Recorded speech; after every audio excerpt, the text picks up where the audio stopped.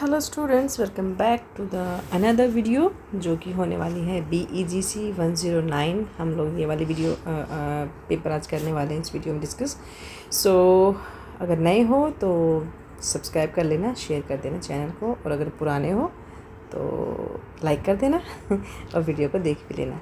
चलो, BEGC 109 British romantic literature, इसके बारे में हम बात करेंगे। पेपर थोड़ा सा बड़ा होने वाला है ये, क्योंकि इसमें जो क्वेश्चंस आने वाले हैं ना वो आपको 25 मार्क्स के ईच होने वाले हैं।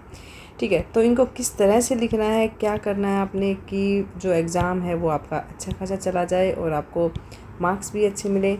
ठीक है, तो सारी स्ट्रेटजी पे बात करेंगे हम लोग, तो वीडियो को ध्यान से देख लेना। और चलो स्टार्ट करते हैं, ज़्यादा बात नहीं करते। तो इसमें सबसे पहले तो आपको देख लो, ये जो क्वेश्चन पेपर है ये 3 घंटे का होने वाला है आपका। ठीक है, ये सब तो पता ही है ना, बट बता देती हूँ। 100 मार्क्स टोटल होंगे। फर्स्ट क्वेश्चन जो है वो कंपलसरी है आपका। फर्स्ट क्वेश्चन में जो है ये शॉर्ट नोट वाला क्वेश्चन है, ये कंपलसरी है। चाहे ये चीज़ें, ये जो क्वेश्चन मैं अभी करवाने वाली हूँ ये रिपीट हो या ना हो, बट इस चीज़ का ध्यान रखना है कि पहला क्वेश्चन आपने छोड़ना नहीं है। इसमें ऑप्शन नहीं है पहले क्वेश्चन के लिए। ठीक है, सेकंड में बोला इन्होंने कि answer any 3 from among the rest of the questions. बाकी जितने भी क्वेश्चन है ना इसके अलावा उसमें से कोई भी 3 कर देना। ठीक है, यहाँ पे इन्होंने थोड़ा सा रिलैक्सेशन दे दिया है। तो थोड़ा सा इसमें से देख लेते हैं क्या पूछा इन्होंने। Right short notes on any 2 of the following. चलो, ये भी अच्छी बात है कि इन 4 में से कुछ 2 पर इन्होंने लिखने के लिए बोला है, शॉर्ट नोट के लिए। ठीक है, तो इसमें से जो इम्पोर्टेंट हो सकते हैं ना, 2 मैं उठा रही हूँ, वो है रोमांटिक मोमेंट और ode to the west wind. इन दोनों पे हमेशा ही शॉर्ट नोट भी आता है, कई बार बड़ा क्वेश्चन भी पूछ लिया जाता है। Got it? तो सबसे पहले कर लेते हैं रोमांटिक मूवमेंट को। रोमांटिक मूवमेंट के बारे में आपको सबसे पहले तो हम थोड़ा सा इंट्रोडक्शन लिख देंगे। इंट्रोडक्शन अगर आप नहीं लिखना चाहो तो भी कोई बात नहीं, क्योंकि ये शॉर्ट नोट पूछा है यहाँ पे, तो आप सीधे सीधे आंसर भी लिख सकते हैं, बट मेरी पुरानी आदत है तो मैं इंट्रो लिख रही हूँ। ओके, सो चलिए। तो रोमांटिसिज्म जो था, it was a literary movement. ठीक है, ये एक लिटरेरी मूवमेंट था। कहाँ पर हुआ था? यूरोप में।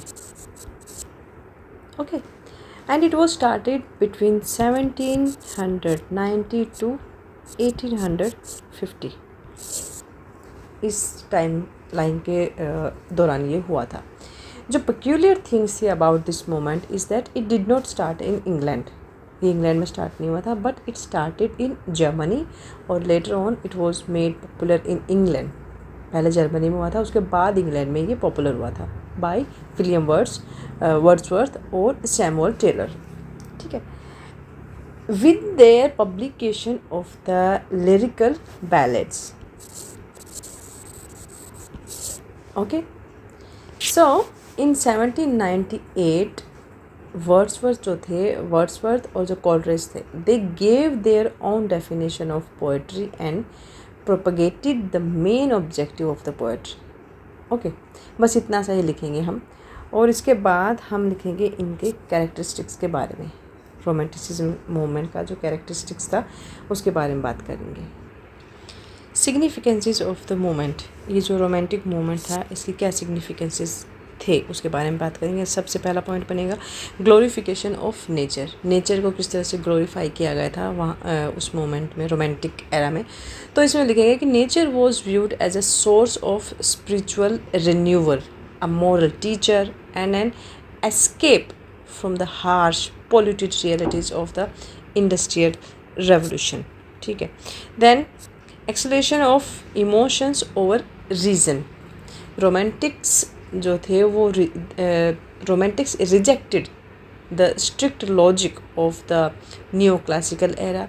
फिर जो विलियम वर्ड्सवर्थ थे, he was famously described poetry as the spontaneous overflow of powerful feelings. ठीक है, तो इसमें बताया था कि जो इमोशंस थे, रीज़न, कारण जो होता है ना, रीज़न पर जो इमोशंस थे वो किस तरह से हावी उनको बताया गया है, उस चीज़ पर फोकस किया गया है। Then focus on the individual. जो राइटर्स थे, the writers celebrated the subjective experience of the common person rather than grand societal rules Okay, and the use of the I, first person lyric, become the defining voice of that era. Okay, then fourth है the sublime, a major fascination or with the sublime, a feeling of awe and terror inspired by the vast, untamed power of the natural world, such as towering mountains or violent storms. So यहाँ पर हम जो हम बात कर रहे हैं उसमें जो मेन चीज़ें जो लिखेंगे आप, वो ये 4 पॉइंट्स आप लिख देंगे, ठीक है। इनको डिस्क्राइब कर देना अच्छे से और ये आपका एक शॉर्ट नोट बन जाएगा। सेकंड हम करने वाले हैं, इसमें अगर आप कंक्लूजन भी लिखना चाहें तो कंक्लूजन लिख के भी इसको कंप्लीट कर सकते हैं, ठीक है। सेकंड है ode to the west wind. So ode to the west wind by Percy Bysshe Shelley is a famous romantic poem written in 1819, ठीक है। तो ये जो poem है, this poem addresses the wind as a powerful, ठीक है, powerful divine focus of nature that is both a destroyer or preserver, sweeping away the old to make way for the new। Okay, so ये थोड़ा सा है इस poem के बारे में थोड़ा सा रेफरेंस था। अब हम बात करते हैं कि इसकी जो थीम है और जो स्ट्रक्चर है उसके बारे में थोड़ा सा बात कर लेते हैं, क्योंकि 12 नंबर का है तो हम ऐसे ही थोड़ा बहुत लिख के नहीं छोड़ेंगे इसको, ठीक है। सो थीम्स एंड स्ट्रक्चर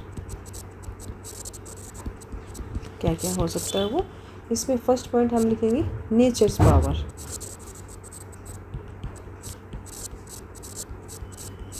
ठीक है। नेचर्स पावर में आप बताएंगे कि the first 3 contrast describe the winds overwhelming impact on the earth, like scattering dead leaves और the sky and the ocean, ठीक है। तो स्काई के बारे में क्या लिखेंगे, स्काई के बारे में ड्राइविंग स्टॉर्म क्लाउड्स के बारे में बता देना। And the ocean about ocean means awakening the Mediterranean, ठीक है। सो ये नेचर की पावर के बारे में थोड़ा सा लिख देंगे हम। देन जो पोएटिक एस्पिरेशन जो थी यहाँ पर उसके बारे में बात करें,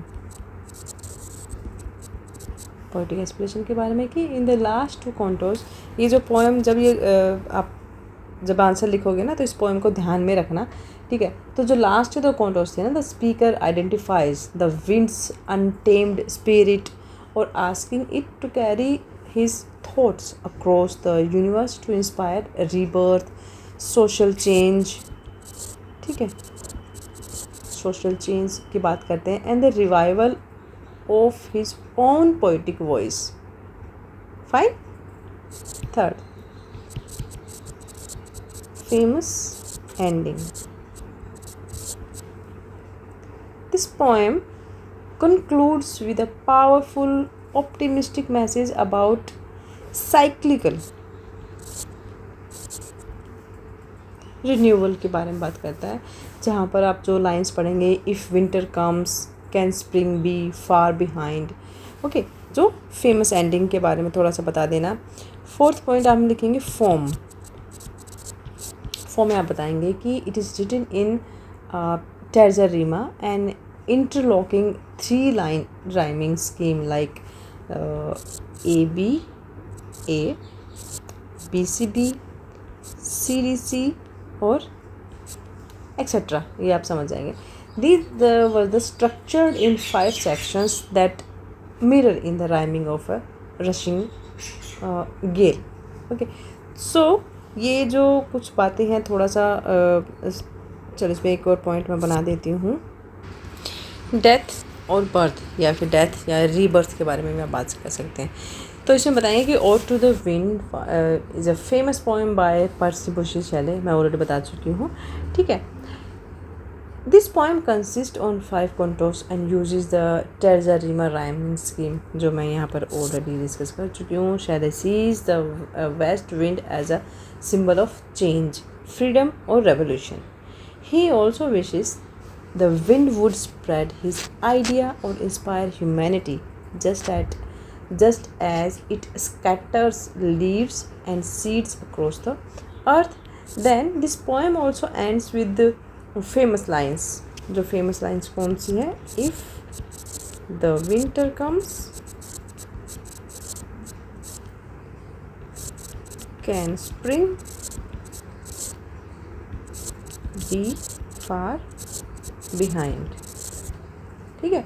So this expresses hope or optimism that after hardship or suffering, renewal and better time will come.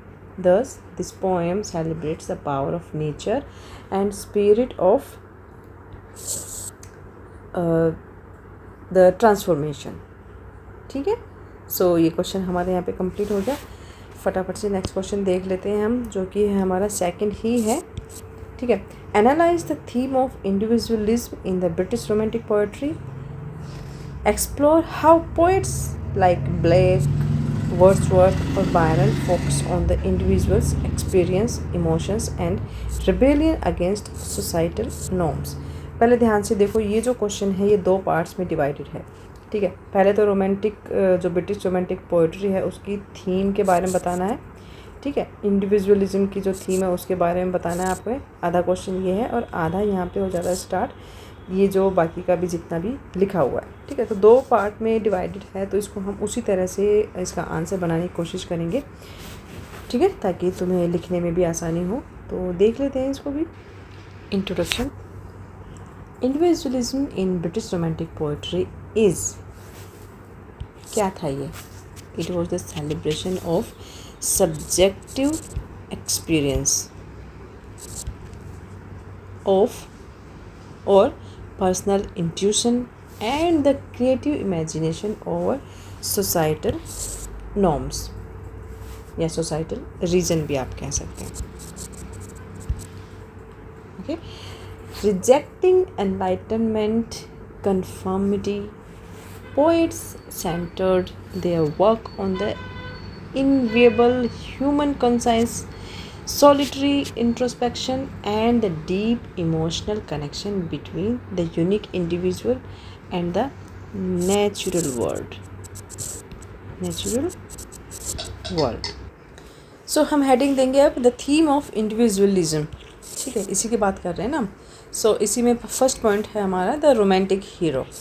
Romantic hero में आप लिखेंगे, इसको मैं ऐसे कर देती हूँ. रोमांटिक हीरो में a staple of this era जो था that was popularised by figures like Lord Byron and Percy Bysshe Shelley's. This archetype represents the ultimate individualist. The romantic hero is often an isolated, passionate or rebellious figure who defies established societal and religious norms to follow their own moral compass. Second है the solitary imagination. Imagination जो थी, the imagination was viewed as the supreme faculty of the individual. Okay, to access this creative power, poets always relied on solitude and nature. Nature become a vital mirror or mentor for this inner life, allowing the isolated mind to reach sublime moments of emotional transcendence.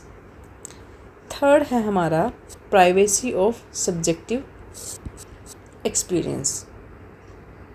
Okay, romantics जो थे they elevated personal perception to a transformative force instead of reflecting an objective universal reality. Poets कौन कौन से थे? Poets like William Wordsworth और Samuel Taylor.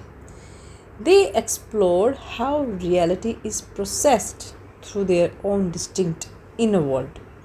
Okay, तो subjective experience की यहाँ पर बात हो जाती है. फोर्थ पॉइंट में आप लिख सकते हैं unconventional spirituality and rebellion. Poets frequently broke free from organized religion, advocating instead of a highly personal, inward-looking divinity. For example, जो विलियम ब्लेक हैं, विलियम अगर हम ब्लेक की बात करें, he used his poetry to critique the oppressive conventions of the church and advocate for spiritual liberalism. Okay, so इतना तो हम लिख देंगे अबाउट थीम ऑफ इंडिविजुअलिज्म के बारे में. ठीक है, इसके बाद हमारा क्वेश्चन जो शुरू होता है, explore how poet like Blake, Wordsworth and Byron focus on the individual's experience, emotions and rebellion against societal norms. वैसे तो अगर तुम लोग देखोगे तो ये जो कुछ पॉइंट्स लिखे हैं इनमें ये वाला पार्ट भी थोड़ा सा कवर हो जाता है, बट हम इतना छोटा सा 25 नंबर के लिए इतना छोटा आंसर नहीं लिख सकते. तो अब मैं थोड़ा सा इसको और एलोबरेट करने की कोशिश कर रही हूँ, सो दैट कि हम इसको एक बहुत अच्छा सा फ्रेम कर सकें आंसर को. ठीक है, तो इसमें ना जो जितने भी ये राइटर्स बताए हैं इनके बारे में, इनका व्यू हमें बताना है अबाउट इंडिविजुअल एक्सपीरियंस, इमोशन और रिबेलियन अगेंस्ट सोसाइटल नॉर्म्स के बारे में, कि ये लोग क्या सोचते थे. ठीक है, अच्छा, इस क्वेश्चन को ना मैं इस तरह से बनाने वाली हूँ. सबसे पहले जो हम हेडिंग डालेंगे, black, Wordsworth, Byron focus on करके लिख देंगे. ठीक है, इसमें ना एक एक राइटर को मैं ले रही हूँ और उनके बारे में जो उन्होंने उनके क्या फोकस, किस तरह से उनका फोकस रहा, इंडिविजुअल के एक्सपीरियंस के बारे में, इमोशंस के बारे में, और जो भी सोसाइटल नॉर्म्स थे उनके बारे में. तो अलग अलग राइटर्स के बारे में मैं अलग अलग जो नोट्स बनाने वाली हूँ, तो इसको थोड़ा ध्यान से देख लेना. फर्स्ट है हमारा लॉर्ड बायरन. तो लॉर्ड बायरन जो है, जॉर्ज गॉर्डन बायरन भी बोलते हैं, he was rebelled heavily against the strict moral of the Regency era and the sentimental nature of his contemporaries. तो इनके बारे में हम जो फर्स्ट हेडिंग जो हम देंगे वो है द बायरोनिक हीरो. अब इसके बारे में वो क्या सोचते थे कि his poetry was popularized by the Byronic hero, a deeply flawed, brooding and rebellious individual who lived in self-imposed exile or defies traditional authority. ठीक है, तो ये जो बायरोनिक हीरो है इसके बारे में आपको अच्छे से पता होना चाहिए. देन हम लिखेंगे रिबेलियन अगेंस्ट सोसाइटी, क्योंकि हम सोसाइटल नॉर्म्स की बात कर रहे हैं तो ये पॉइंट तो आना ही है. तो रिबेलियन अगेंस्ट सोसाइटी, इसमें लिखेंगे कि his protagonists are often outcast, harbouring a dark past, symbolizing a fierce defiance against societal hypocrisy. Work like Don Juan, ठीक है, एंड चाइल्ड हेरोल्ड्स पिलग्रिमेज, इसमें रिफ्लेक्ट किया गया है हिज ओन चाउटिक लाइफ और constant search for intense personal sensation. Okay, third, emotions and subjectivity. He said his unfiltered, often scandalous emotions bear embracing human melancholy, sorrow and unrequited passion in iconic lyrics like when we two parted.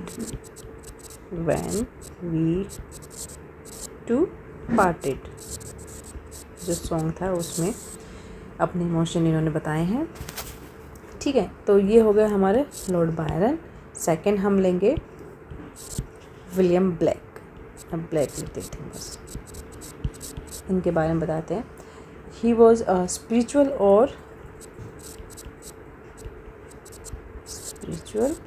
and social rebellion.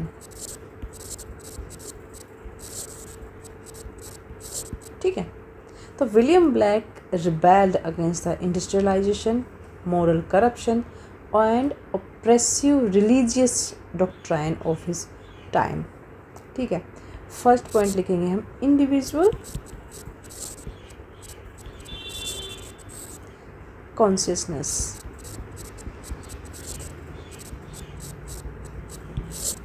Okay. उनकी जो songs का जो collection था, songs of innocence, songs of innocence and of experience, Blake celebrated the uncorrupted imagination of the child and the common individual, positioning his inner vision as superior to rigid logics. Got it? Second लिखेंगे rebellion against institutions.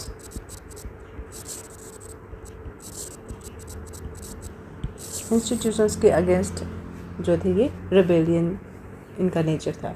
तो he directly challenge institutions like church. तो institution का मतलब coaching centre नहीं है, यहाँ पे church हैं, इस चीज़ का ध्यान रखना।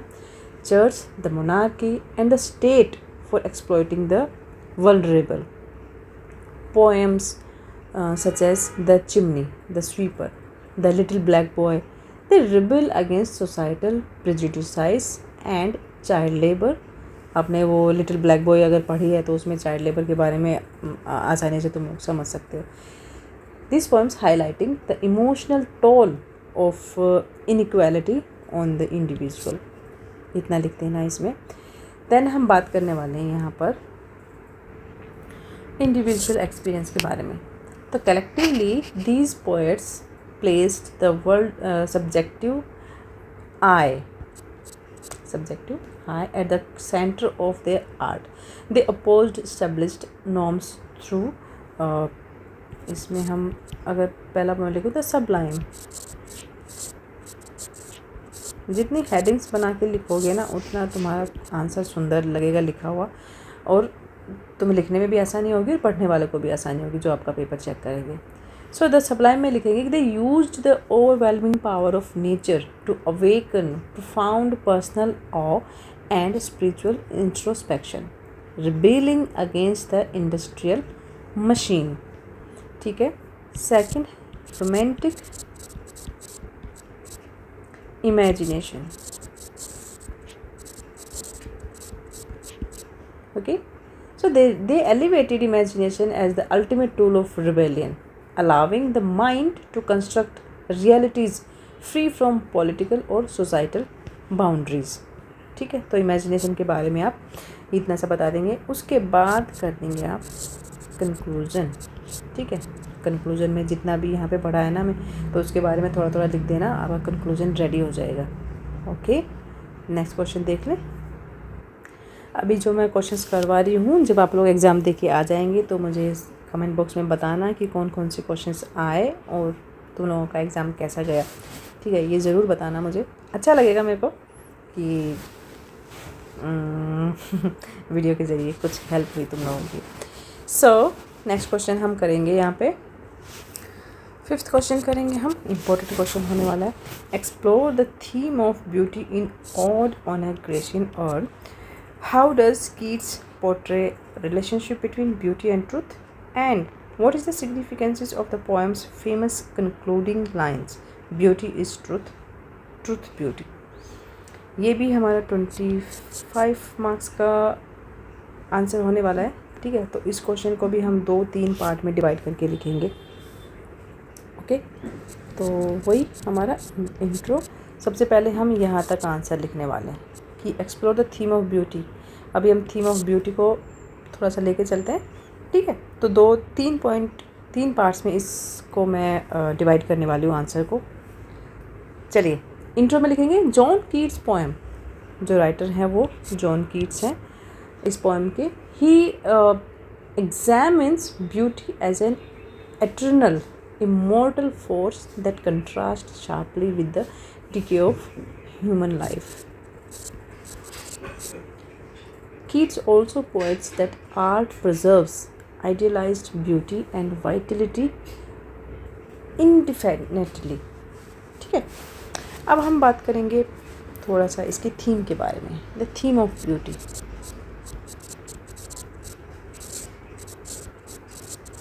थीम ऑफ ब्यूटी पहला है